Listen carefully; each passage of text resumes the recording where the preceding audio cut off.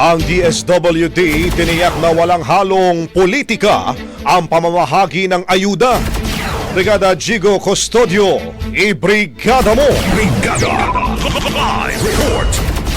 Tiniyak ng Department of Social Welfare and Development na walang halong politika ang pagbibigay ng ayuda sa ilalim ng kanilang mga social protection programs gaya ng AICS at AKAP.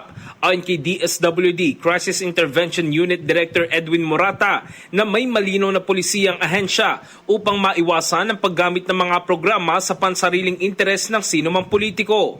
Paliwanag niya na ang AKAP ay isinasagawa alinsunod sa Joint Memorandum Circular No. 2025-01 ng DSWD, DOLE at NEDA upang mapanatili ang integridad ng programang nakalaan para sa mga manggagawang mas mababa sa minimum wage. Dagdag pa ni Morata, ang AICS ay bukas para sa lahat ng nangangailangan, may referral man o wala, mayaman o mahirap, may trabaho man o wala. Ang AICS ay nagbibigay ng tulong sa pagpapalibing, medikal, pagkain, pamasahe at bayarin sa ospital, pati na rin ng psychosocial support. Samantala, ang AKAP ay nakatuon sa mga manggagawang labis na naapektuhan ng inflation at krisis sa ekonomiya. Lahat ng ayuda ay nakabase sa pagsusuri ng mga social worker ng DSWD.